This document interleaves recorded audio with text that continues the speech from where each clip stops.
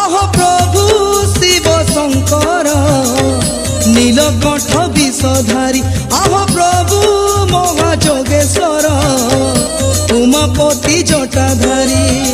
ডাকুজন ভক্তে হে ভোলানাথ, দয়া কর প্রভু হে লোকনাথ।